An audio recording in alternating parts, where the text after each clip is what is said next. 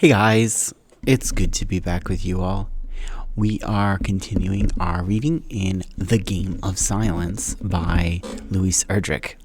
I hope you enjoy this as we start our next section, which moves into the fall, Dagwaging, and explores what's happening in Omakayas's life during this season.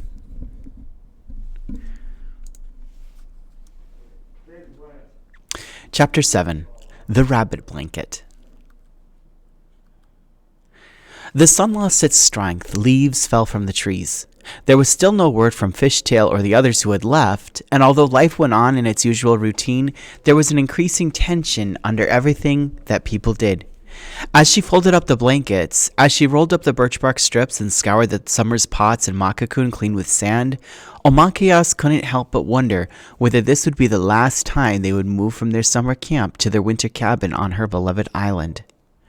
And what about the woods, her special hiding places, the play camp beneath the willow, and the tree that Andag made his special territory? Was she doing these special chores for the last time? By next summer, would everything change? Omakayas took reassurance where she could. Some things stayed the same. Town meant school for Angeline, work for Day Day, reliable company for Mama, and Nokomis, and the security of log walls. Omakayas loved the cedar cabin that her family moved to every fall, right near the town of La Pointe. A pine tree gently murmured right outside the door. A set of stands for the jimanan were set up beside the kind tree. There were neighbors, the trading post, excitement, gatherings, and dance. Anytime they wanted, they could trade in La Pointe and visit the interesting buildings of the Chimukamanag. It took a lot of work to get the cabin ready, but the work was pleasant.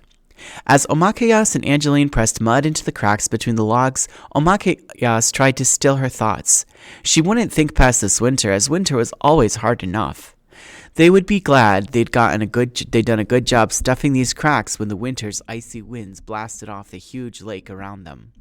They put down new floor mats and the tanned skins from all their summer work. They made the inside of the cabin neat and snug. Out and back, Day Day dug a huge hole, and Nokomis lined it with birch bark. This would be the food cache. Dried corn, wild rice, beans, squash, and makakun of maple sugar were carefully wrapped in bark. Mama and Nokomis tied those bundles straight. Then Day Day put that food deep inside the hole and stuffed each package tightly around with beach grass. Omakayas dug potatoes and put them in last of all. Nokomis blessed the cache, and Mama and Day Day sealed it up. In the depth of winter, they would draw from that store. After the cache was buried, Nokomis sat down in the shade of the pine to finish weaving a rabbit skin blanket for Omakayas. This blanket would be ready by the time the weather got really cold. For a year, the two had been snaring wabazug and preparing the rabbit skins. Now they had a huge pile. Omakayas had twisted each skin into a long, furry rope. When she had enough rabbit skin ropes, Nokomis wove them in and out and made to make the blanket. Now that it was nearly done, Omakayas watched her grandma tie off the edges. She could not wait to wrap herself within the fluffy blanket. No other child she knew had a rabbit skin blanket. She knew that her grandmother was making this gift because there was a special love between them. The love between Nokomis and Omakayas had to do with the things that Nokomis was teaching her every day about her plants and roots and medicines. Ombe, said Nokomis to her now. Omakayas stood up, and Nokomis held out the blanket. Omakayas walked into it and put her face against the silky fur. There will be plenty of time to enjoy this gift, said Nokomis. For now, roll it up and put it in your sleeping corner. I need your help in the woods. Let's go. Let's take a peek here at the blanket, the rabbit blanket. Omakayas looked up into her grandmother's face. Her skin was creased like the finest doe skin, and her smile created a fan of pleasant wrinkles. Nokomis's deep eyes searched out and saw everything. Such clear sight did not frighten Omakayas, for what her grandmother saw she always forgave. Nokomis had never said a mean word to her in all her life, never had even raised her voice.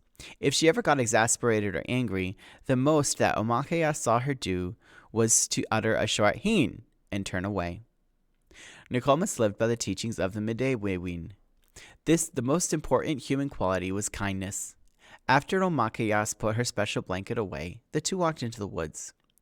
Nokomis was looking for puffballs. The small round mushrooms dried out over the summer and contained a special powder that was ready in the fall. The brown, silky powder was blessed by the Ginebigug, the snakes, and it was good medicine. It had many uses, including the healing of cuts and scrapes. This was the powder that Nokomis had pressed on Pinch's leg when he chopped himself with Dede's hatchet. The powder was sprinkled on the umbilical cords of the new babies, and it cleared up any rashes and sores Bijin suffered. The puffballs were also great fun, though Omakayas did not mention that. She and her cousins loved to find these old dried puffballs in the spring and have fights with them.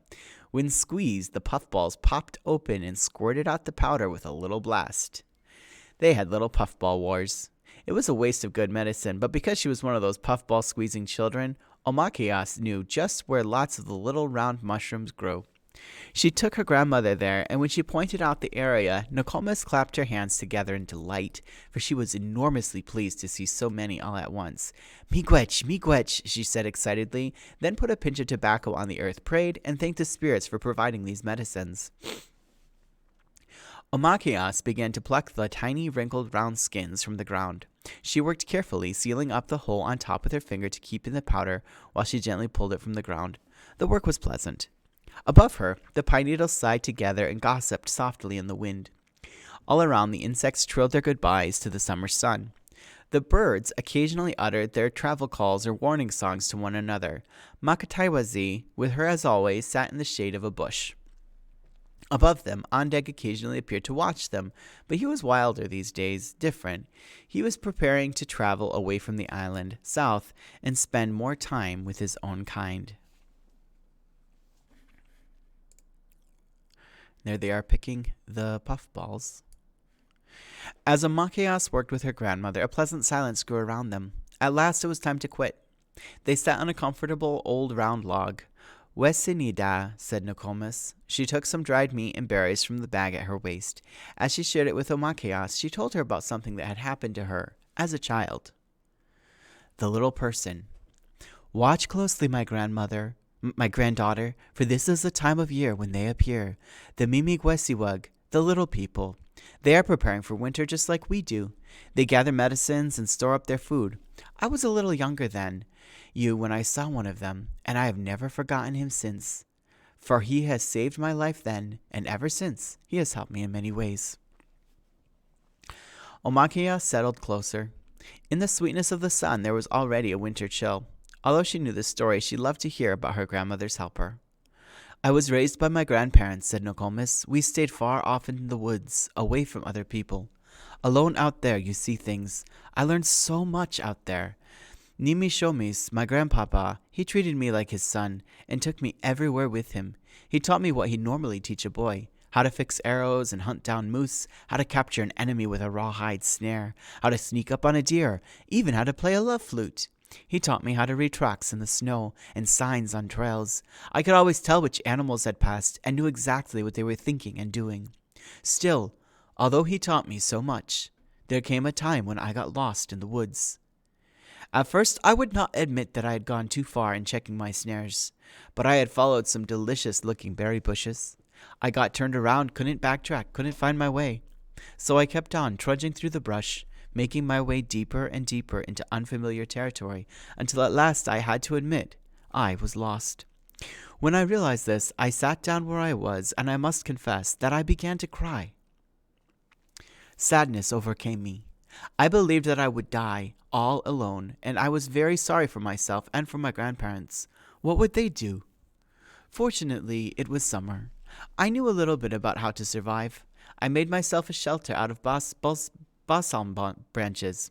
I owned a small fire steel, and I struck a fire from it. Maybe I could snare a duck or two, or trap fish, I thought.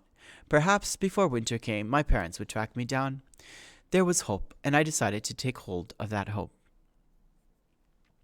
After I decided not to fall into despair, I began to look around. I explored my surroundings, and that was when I happened upon something very interesting. I always examined the mud near the stream to see what animals had come to drink. Often I saw the trail of otters. I loved to spy on them and watch them tickle their young and flip over and slide down the riverbanks. I loved to see the comical, curious, laughing expressions on their faces. That morning I saw no tracks of otters, but I did see something unusual. There in the mud, a tiny human footprint, the small track of a child, was pressed. I measured it, not even as big as my palm. I became very curious, for the foot was as small as a baby's, a fat baby's. It was a broad little footprint, but if it was a baby, surely it couldn't walk yet, and this being was very nimble. I followed the steps and found that not only did the child walk, but skipped, hopped lightly, and ran with great delicacy across uneven ground. Rain had just stopped, so here and there I could find a series of tracks. I was intrigued by their baby size and amazed by the strength and grace they showed. In fact, I was so absorbed in tracking this being that I was amazed when right before my nose, as I knelt, I saw a tiny moccasin, and heard a piping and amused laugh. "Mighty tracker!" To my amazement, I looked up into the face of a little person, just as perfect as any man, only hairy like a chamukaman. His clothing was of fine tan deerskin, quilled in the old way, not beaded. "Mighty tracker!" He addressed me again, very amused at my intent examination of his footprints. "You have found me. Now, what are you going to do?" He had a sweet little crinkled face, round as a berry and very dark, with bold lips and shining eyes. He was tinier than my little brother, who was only 3 years at the time. Yet there was something huge about him. He awed me, and my heart began to pound so hard I could not speak. "Don't be afraid," he said, his voice kind. "I am always around. You just haven't tracked me before."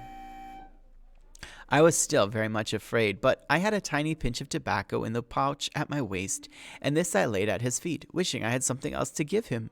However, he was mightily pleased with this. Meekwetch, you are a very good girl, I thank you. In return for this tobacco, I'm going to help you. Don't worry about a thing, my girl. I'll look after you when times are difficult." I blinked, and he was gone. But the sighting of this little person filled me with a good feeling, and it wasn't long after that my grandparents found me. After that, I had more confidence. My grandparents noticed the difference, and when I told them about the little person I had spoken with, they were very happy about it. "Those little people love the Anishinabeg, and we love them. So this visit you had was a very good thing." We were to find out just how soon it was in the coming winter, when times got tough indeed. And there's our little Memigwisi. How sad it was that winter. The snow fell very deep. There was no game to be found, and a family that we knew was drifted over with snow and starved to death in their wigwam. They were found stone cold around the ashes of their fire when the snow melted, all of them curled up as if going to sleep.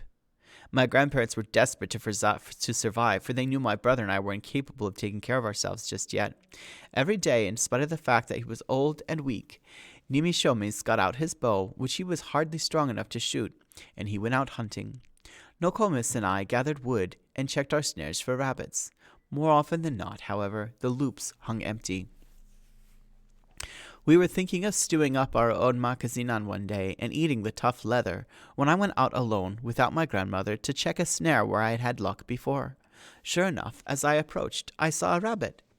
However, he was sitting by the snare just waiting for me, too smart to go inside. "My child," he spoke to me as I looked at him, weak with hunger, "do not set your snares so carelessly. Also, watch my tracks." He bounded off, and I resolved that in spite of my dizzy head, I'd take more care with my nooses from then on. I followed down, expecting to follow rabbit tracks, but instead, and to my surprise, I found that the tracks that the rabbit left were the tracks of a tiny person. Of course, I followed them.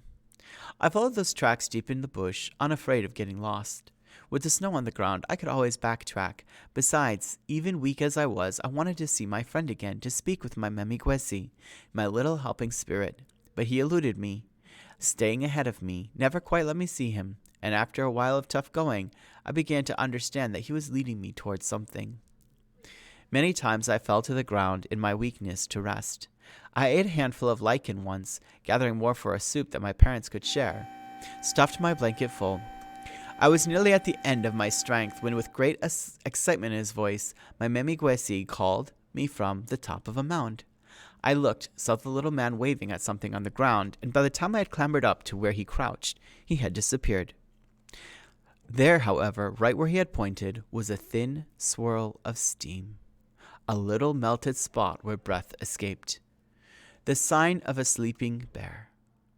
That bear was easily killed in its deep sleep, my girl. The meat and fat saved us that winter, and the skin of that bear kept me warm in our lodge. I still carry one claw of that medicine bear in my pouch. I have seen my little Mimigwesi helper once since. Another story. Muminik, that is all. Only much later, returning with grandmother and the makuk full of puffballs that would help in her healing work, did Omakayas remember that Nokomis told stories for a reason.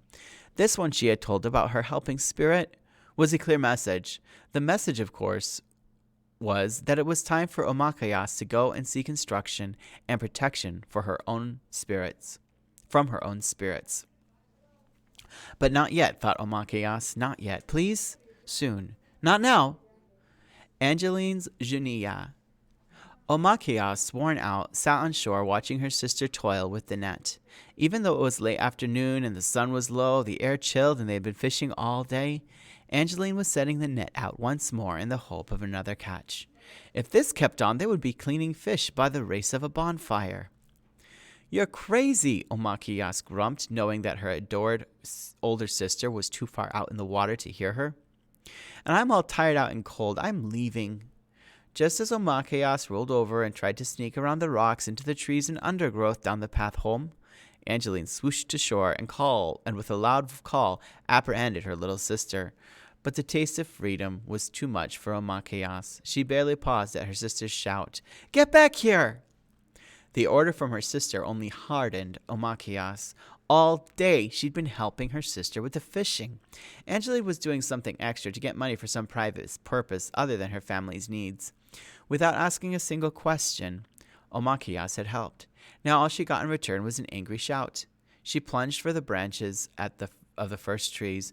"Please, oh please," Angeline hurried after. "You know I can't do it alone." "Well, you sound like you can do it alone." Omakayas turned slightly, frowned at her sister, and went on.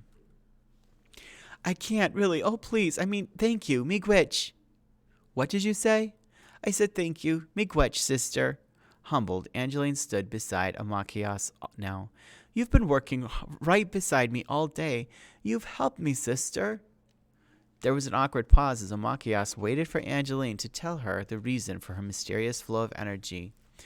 "What do you need the Junia for?" she finally asked. "Something." Angeline's voice trailed off vaguely. Omakayas turned away again. She was hungry. She was annoyed. Angeline did not follow. Did she think that she was keeping a secret about her love for Fishtail? No doubt she wanted the money from the extra fish in order to buy something nice for him. Maybe she wanted to make him a jacket like the Chimukamanag wore, or some new makazinan. Maybe she wanted to buy beads. It was obvious that it had to do with Fishtail. Why couldn't Angeline just come right out and say so? "I'm not a baby, you know," yelled Omakayas. "I know you're not. You've really helped me. Look, 2 bales dried." She waved her hand back at the pack of fishes they had caught together, skinned and filleted together, smoked and dried together, and now argued over together. Omakayas had accepted that they wouldn't get paid together, but for her pride's sake, she decided now that she wanted to know her sister's secret. "Tell me what the Junia is for, or I am leaving our fish camp, going back to Mama." The light was a deep and mysterious shade of blue, and the water had pink edges. The waves were gentle, and the fish, no doubt, were swimming close to shore right into their net. Omakayas was surprised to see in her sister's eyes a glint of amusement. Surprised, and then angry. Angeline had no right to laugh at her little sister, no right to keep a secret that wasn't much of a secret at all. No matter what she did for Angeline, it seemed she was never her sister's equal. "Giga Wabamin, I'll be seeing you." Omakayas spoke firmly, and then, with a hop as broad as her namesake, she was gone into the woods. She knew that she could run swiftly, and also that Angeline wouldn't leave the dried fish behind. So what if the net was heavy? So what if Angeline couldn't pull it in herself? So what if Angeline had to stay there all night and guard her little fish camp and smoking fish on racks?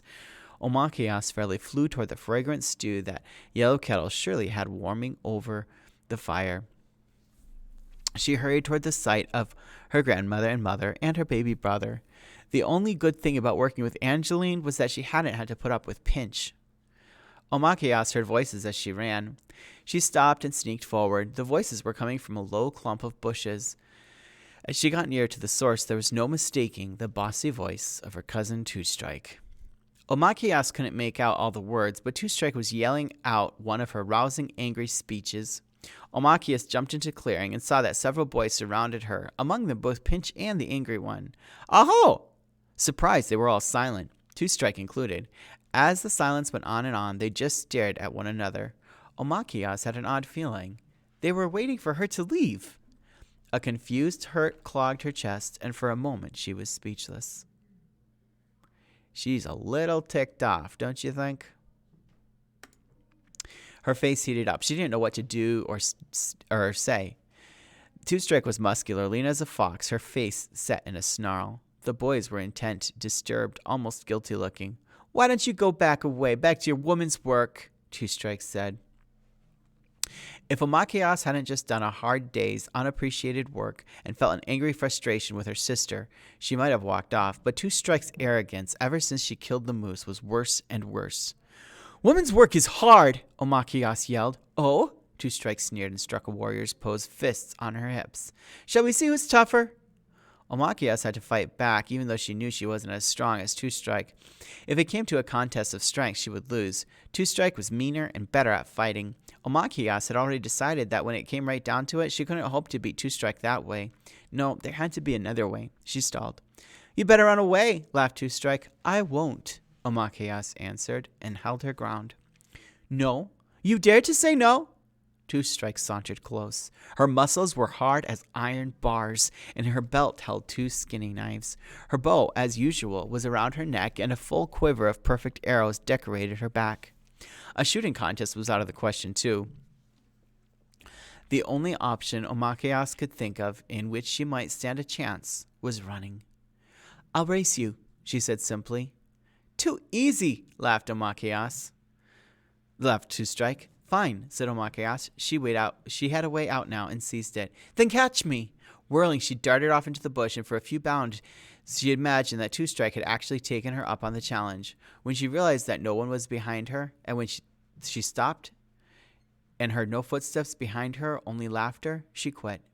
She began to walk, her face burning now with embarrassment. After a while, she was aware of two footsteps.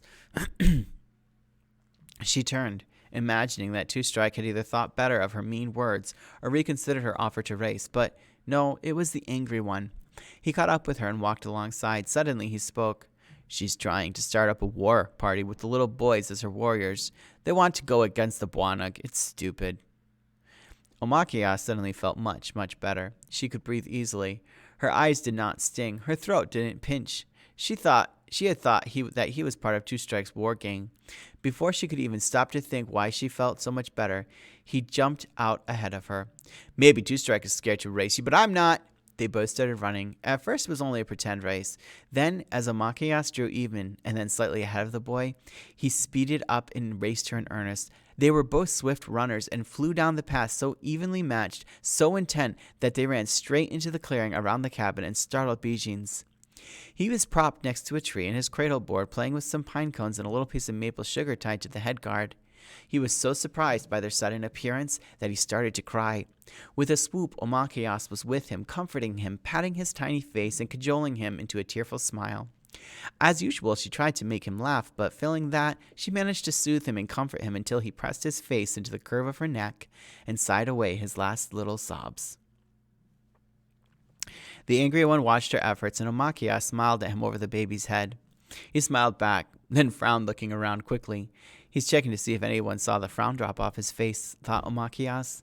The angry one seemed relieved to find nobody was watching him, and soon he backed away, stepped out of the clearing, and left, melting off down the path. The Sweat Lodge. After Omakayas and her family moved into the cedar cabin close to town where they would live all winter, they cleaned and set up their winter sweat lodge. The lodge was a tough frame of curved young branches. It was set just a little behind the cabin, and it looked like a nest placed upside down on the ground. In the center, a pit was dug to receive hot stones, the asinig, the grandfathers. When water and healing medicines were placed on the hot stones, a healing steam hissed up and filled the little lodge.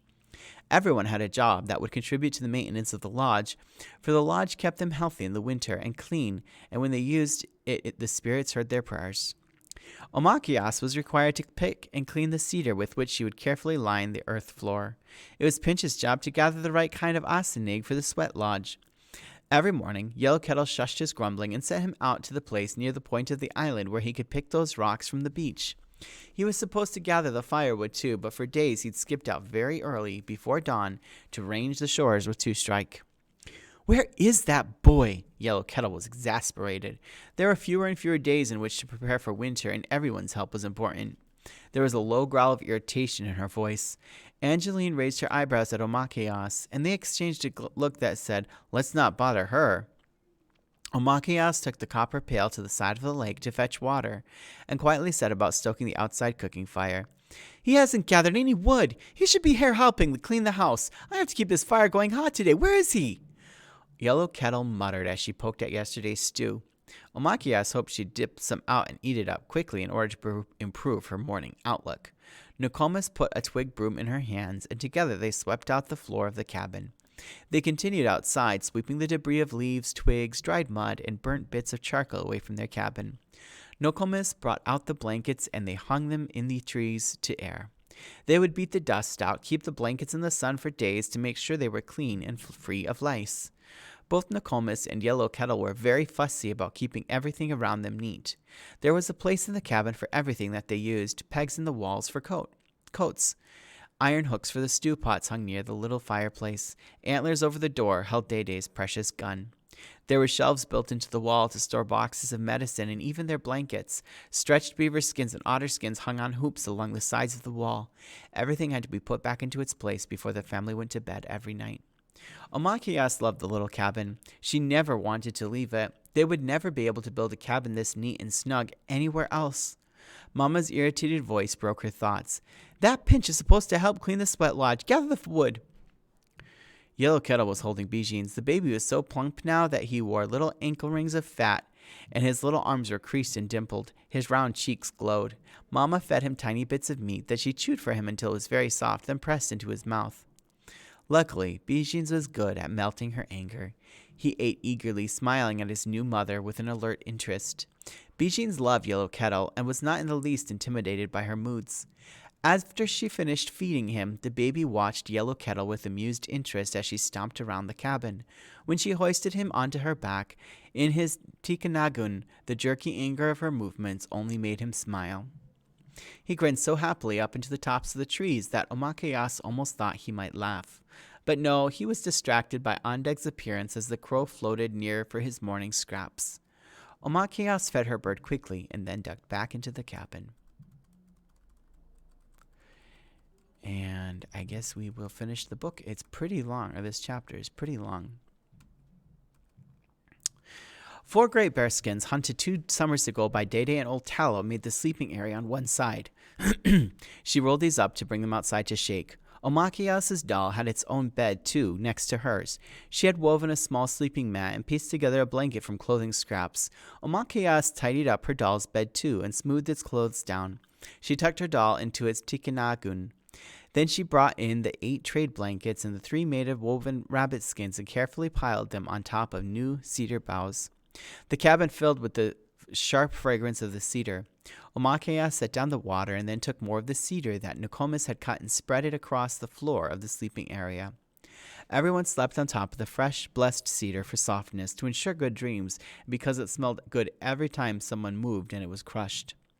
At last, Pinch appeared. "Oh, so you're back."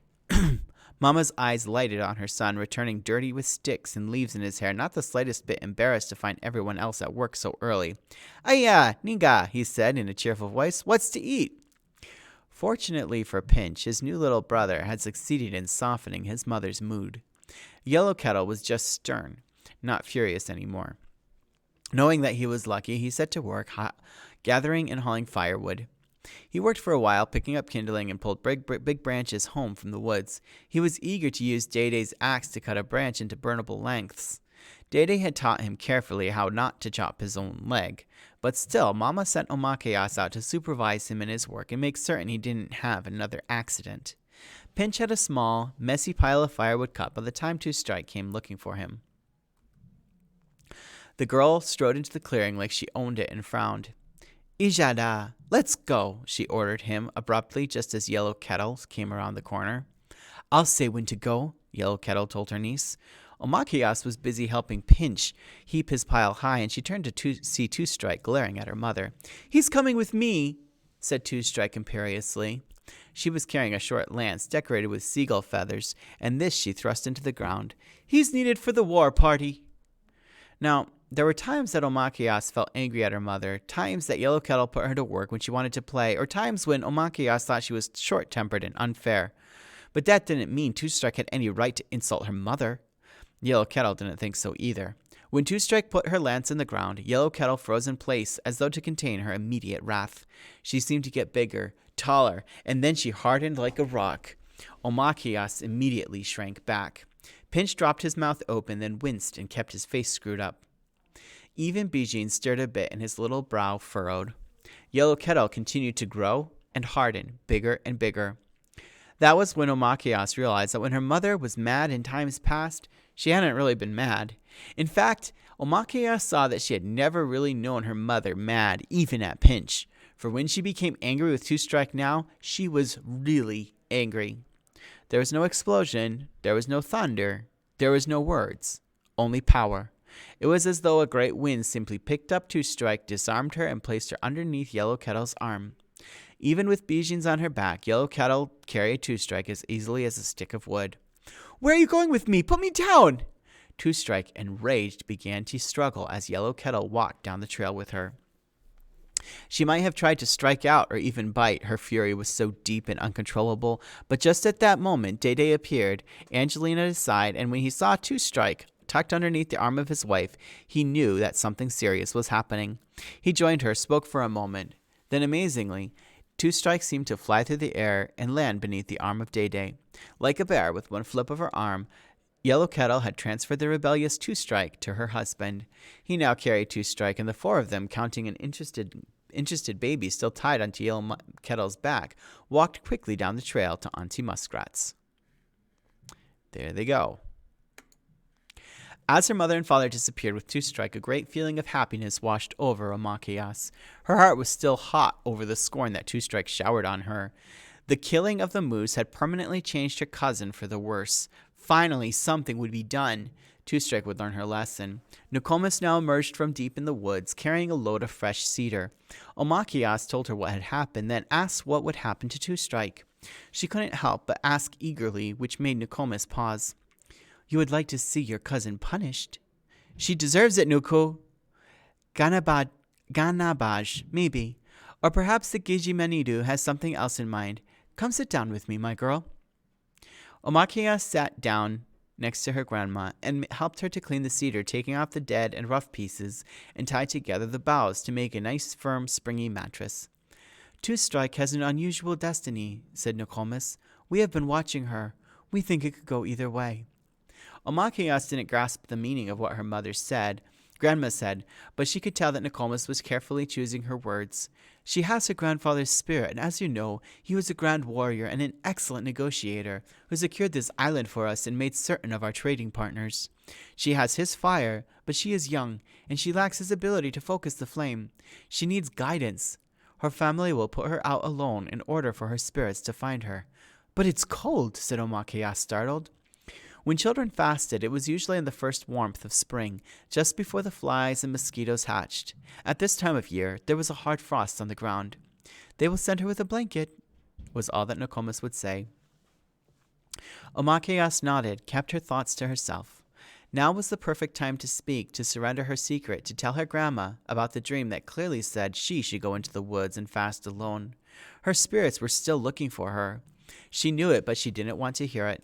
She stuffed the dream and message back inside of herself and continued to work on the cedar, breathing in its comforting pungence. In spite of herself, she felt a little sorry for Two Strike. Perhaps as a result of not telling her grandmother about that dream, that night Omakias dreamed again more insistently. She saw herself standing on a piece of bark, streaking along the water. Her face was marked with black charcoal. There was an island in the distance. The piece of bark went faster and faster until she knew that if she moved the slightest muscle, she would fall from it and drown. Before her, she sensed a great, dark shadow. I've had enough of this, she thought, waking up. still dizzy from the speed of her bark boat, sweating from fear, and worried about the shadow of the future.